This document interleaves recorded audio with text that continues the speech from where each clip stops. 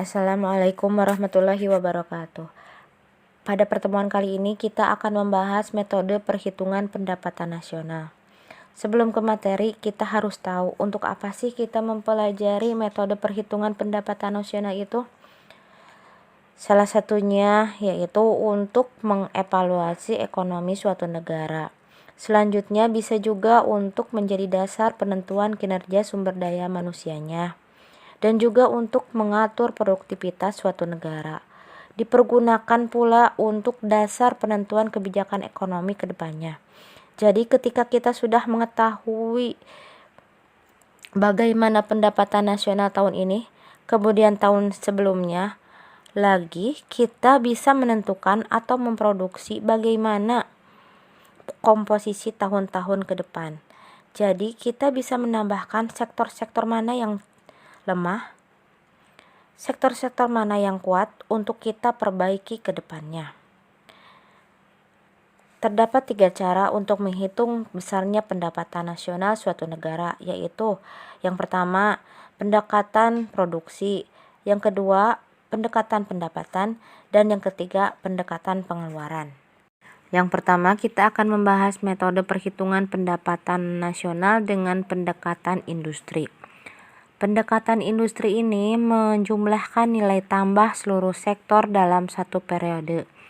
Nilai tambah ini didapat dari selisih nilai produksi atau nilai output dengan nilai biaya atau input setiap sektor produksi. Perhitungan pendapatan nasional dengan pendekatan produksi ini menurut International Standard Industry Classification mengklasifikasikan perekonomian Indonesia menjadi 3 sektor, yaitu sektor primer, sektor sekunder, dan sektor tersier. Untuk sektor primer termasuk di dalamnya adalah pertanian, peternakan, kehutanan, perikanan, pertambangan, dan penggalian. Selanjutnya ada sektor sekunder, yaitu industri pengolahan, listrik, air, dan gas. Yang ketiga adalah sektor tersier yang meliputi perdagangan, hotel, restoran, pengangkutan, dan telekomunikasi. Rumus pendapatan nasional dengan pendekatan produksi yaitu Y sama dengan P1 dikali Q1 ditambah P2 kali Q2 dan seterusnya. Di mana Y adalah pendapatan nasional, P1 harga barang ke-1, Q1 yaitu jenis barang ke-1, P2 yaitu harga barang kedua, Q2 yaitu harga barang kedua dan seterusnya. Metode pendekatan produksi ini dapat digunakan untuk menghindari perhitungan ganda di dalam menghitung pendapatan nasional. Selanjutnya pendekatan pendapatan. Dalam pendekatan pendapatan kita akan menjumlahkan dari berbagai faktor produksi yang menyumbang terhadap proses produksi. Jadi ada 4 faktor produksi. Yang pertama, tenaga kerja, modal, tanah, dan kewirausahaan. Kita ingat-ingat dulu, apa sih imbal balik dari keempat faktor produksi tersebut? Yang pertama, tenaga kerja akan mendapatkan pendapatan berupa gaji atau upah yang dilambang dengan W. Kemudian ada tanah akan mendapatkan sewa yang dilambangkan oleh R. Kemudian modal nanti akan mendapatkan bunga modal atau dilambangkan I. Dan kewirausahaan akan nantinya mendapatkan laba atau profit yang dilambangkan dengan P. Rumus pendapatan nasional dengan pendekatan pendapatan yaitu Y sama dengan W tambah R tambah I tambah P. Metode ini digunakan untuk mendapatkan hasil dari jumlah seluruh penerimaan yang diterima oleh pemilik faktor produksi dalam suatu negara selama satu periode. Yang terakhir yaitu pendekatan pengeluaran. Ya, dengan menjumlahkan seluruh pengeluaran berbagai sektor ekonomi, baik itu rumah tangga, pemerintah, perusahaan, dan masyarakat luar negeri di suatu negara pada periode tertentu. Nah, apa sih pengeluaran dari pelaku ekonomi?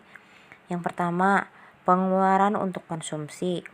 Yang kedua, pengeluaran untuk investasi. Yang ketiga, pengeluaran untuk pemerintah. Yang terakhir yaitu pengeluaran untuk ekspor dan impor.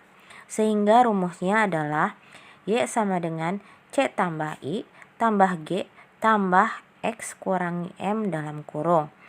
Di mana Y adalah pendapatan nasional, C adalah konsumsi rumah tangga, I adalah investment atau investasi, G adalah government atau pemerintah, X atau ekspor, I yaitu impor. Kita sekarang masuk ke soal. Coba perhatikan ya. Jumlah suatu barang dalam 1 tahun ada 15.000 unit.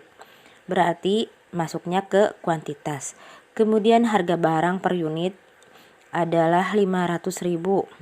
Ini berarti masuk ke price. Kemudian ada data-data yang lain, mulai dari upah, sewa, konsumsi, pengeluaran, bunga modal, keuntungan investasi, ekspor, dan juga impor dengan nilai masing-masing. Kita akan menghitung pendapatan nasional dengan beberapa pendekatan. Yang pertama yaitu pendekatan produksi. Dengan mengalihkan antara jumlah kuantitas dan jumlah harga. Berarti 15.000 unit dikalikan dengan harganya per unit yaitu 500.000, totalnya jadi 7.500.000.000 rupiah.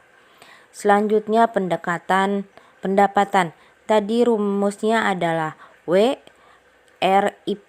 Boleh dibalik juga rumusnya. Oke, kita masukkan ke R. Itu untuk rent, yaitu sebesar 9.250.000 rupiah. Terus W kita cari gaji, yaitu sebesar 15 juta rupiah. Kemudian ada interestnya sebesar 3.500.000 rupiah bunga modal. Atau profit 12 juta rupiah. Tinggal dijumlahkan saja 9.250.000 rupiah ditambah 15 juta rupiah ditambah 3.500.000 rupiah ditambah 12 juta rupiah. Jadi jumlahnya adalah 39.750.000 rupiah. Ini untuk pendekatan pendapatan. Yang terakhir adalah pendekatan pengeluaran. Rumusnya adalah C tambah I tambah G tambah X M dalam X dikurangi M dalam kurung. C ini adalah konsumsi rumah tangga yaitu sebesar 18 juta rupiah. Kemudian kita cari government-nya atau pengeluaran pemerintah yaitu 14 juta rupiah.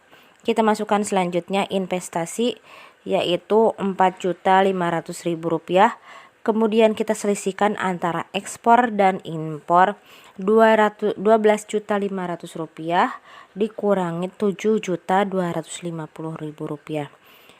Jumlahkan semua, jangan lupa ini diselisihkan terlebih dahulu, hasilnya adalah 39.750.000 rupiah. Itu adalah 3 contoh perhitungan pendapatan nasional. Mungkin sekian, terima kasih, sampai ketemu di pembahasan selanjutnya. Wassalamualaikum warahmatullahi wabarakatuh.